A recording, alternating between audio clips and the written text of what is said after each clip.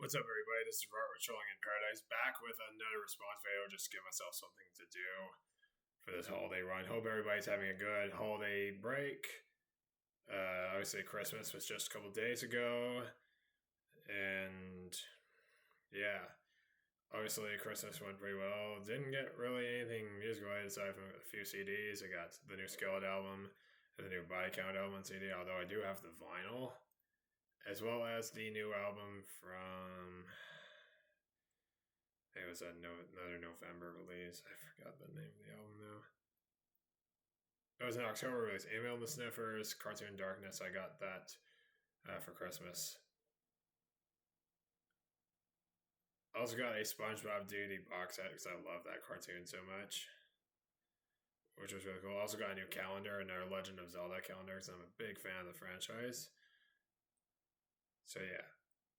Anyway, going to do a response video for the Metal Bloke, that Metal Bloke, 10 perfect albums.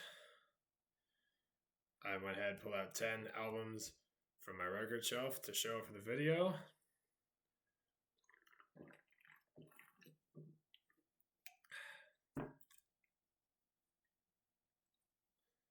Anyway, get started. Number 10, one of the best albums of all time. I'm going to be seeing this band in April. It's AC/DC, Back in Black. I've talked about this album quite a few times on the channel. I did a response to the CD guy back in May of this year, the Essential Rock albums response. This was actually one of the albums I showed. Actually, about 1, 2, 3, 4, half of these albums were in the video, actually, and one of them is from my Essential Metal albums that I did this past April. But yeah, this is a really good album. My favorite AC/DC album. First one with Brian Johnson on vocals after Bon Scott died.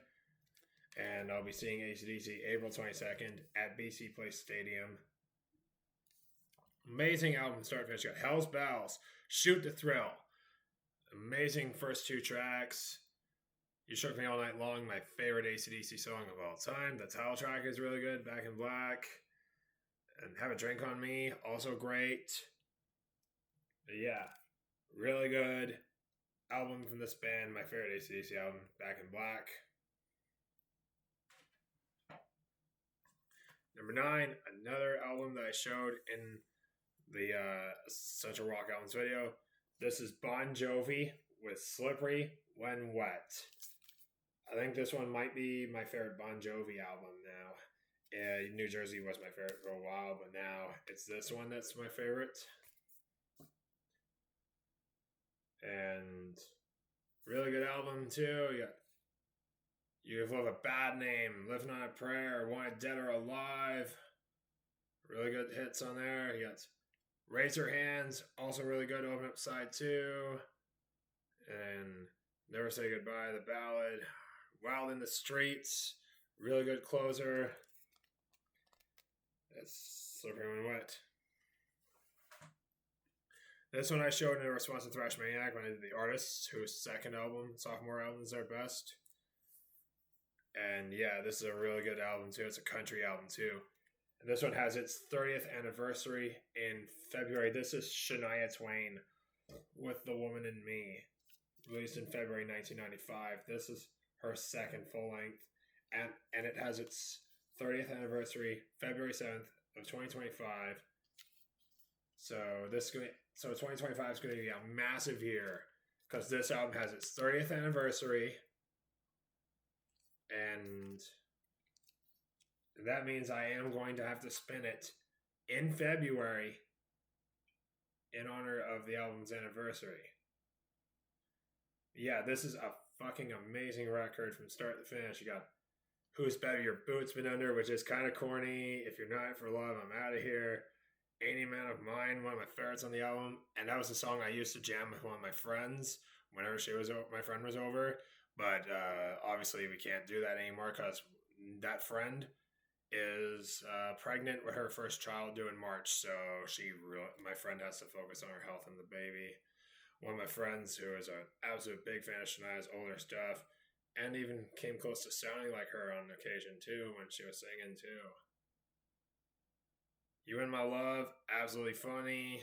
No One Needs to Know. I think it's really good from that movie called Twister. God Bless the Child is kind of lame, although the single version, it was a Billie Holiday cover, which is kind of weird. But yeah, this is a really good album, start to finish. Number 7, and this is another album I showed in my Essential Rock Albums video, and this one is one of my favorite albums of all time. It's Meatloaf with Bat Out of Hell, his debut album, and this record, absolutely amazing. Start to finish, although my copy's really beat up because I've had it for a while. And yeah, the title track is amazing opener.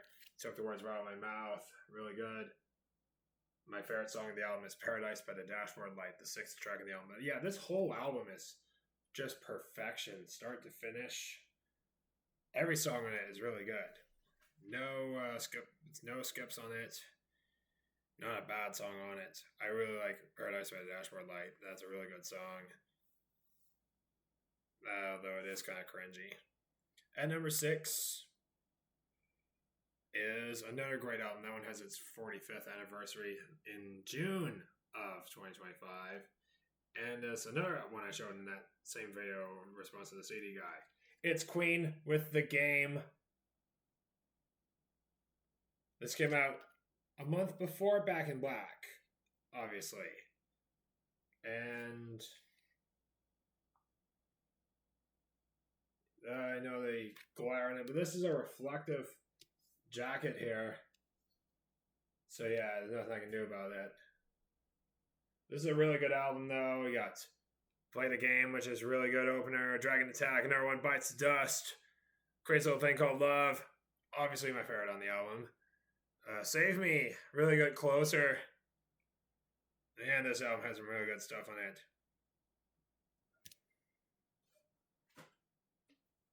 Number 5 is the Rolling Stones with Goat's Head Soup, 1973 album. This is a really good album. There's no track listing on this jacket there, though. But yeah, amazing album though. We got Angie, one of the best songs of the record. Heartbreaker, my favorite. Silver Train, really good. Coming Down Again, which is sung by Keith Richards. Star Star, which is kind of corny but really good. And Winter, I actually really like that one. Hydra Love, which kind of sounds like something that Sam Roberts would do because of the piano part. And I think that may have influenced Sam Roberts later on with his song Detroit 67. But yeah, Mick Jagger and Keith Richards, amazing lineup there. I actually finally got to see them this past summer. They were amazing. Mick Jagger still sounded great for his age. But they didn't play anything off that this album though, which sucks because I really like that album. Number 4 is a band I'm going to be seeing in March. It was originally scheduled for this month, December 3rd this year, but it got rescheduled. This is Heart with their self-titled album. You got Ann Wilson right there, and that's her sister Nancy. Ann Wilson, who is the one with the black hair, she recently had to have cancer treatment done this past summer. She had to undergo chemo, and she's all good now. Looks like she's cancer-free now and ready to get back on the road for the springtime. But yeah, this record is really good. Yeah, If Looks Could Kill to open it up is amazing. What About Love? My favorite, Never is really good. These Dreams, the first 4 tracks on it are really good. And Nobody Home, which is the ballad on side 2. I really like that one too. Ann Wilson sounds amazing on here. Nancy singing lead vocals on These Dreams is really good. I actually caught Nancy in 2022 opening for Styx. And she was great. Yeah, that's Heart, self-titled. Number 3, this guy is one of my favorite artists of all time. It's Bryan Adams with Reckless. I've never showed this off before, and that last one I also never showed in a video either. This is a really good album. Obviously, start to finish, One Night Love Affair, great opener. All side 1 is great, including Heaven, which is the power ballad. Run to You is my favorite. And side 2 opening with my all-time favorite song ever, Summer of '69. Followed up with another one of my favorites, Kids Wanna Rock, and then you got It's Only Love with the late, great Tina Turner doing guest vocals. Oh man, so good. Number 2, it's Cannibal Corpse, The Bleeding. It's a metal album, and I showed this one off in my Essential Metal Albums response. 4th record from this Buffalo, New York, now based out of Tampa, death metal act, who I've seen 3 times. This is the last album with their original vocalist here, Chris Barnes, as he was fired from the band after this album and replaced by George Fisher, who I've seen Corpse 3 times with Fisher in the band. And I prefer George Corpse Fisher anyway. But yeah, this is a really good album. Staring Through the Eyes of the Dead, Open Up, Fucked with a Knife, Stripped, Raped, and Strangled, a really good one too. Pulverized, and side 2 of the title track, and Force Fed Broken Glass are really good as well. Experiment and Homicide, close it out, it's really awesome. Brutal album here. Got Chris Barnes with the but around this point live, he's starting doing that pig squeal. So yeah, Cannibal Corpse, The Bleeding is my number 2 perfect album on the list. And last but not least, number 1 is another one I've never shown in a video before. It's the Ramones' self-titled debut. Really good punk debut from this New York-based punk act, which sadly all the original lineup gone. Johnny, Joey, Dee Dee, and Tommy Ramone all gone.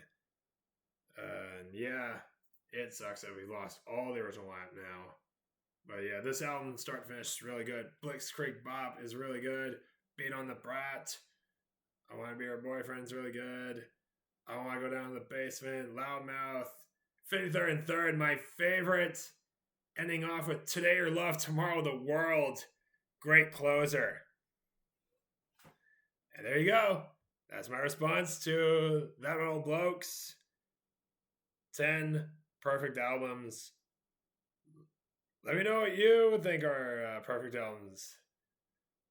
And yeah, check out That Metal Bloke on YouTube. He has a really good channel. So yeah, I'll see you later.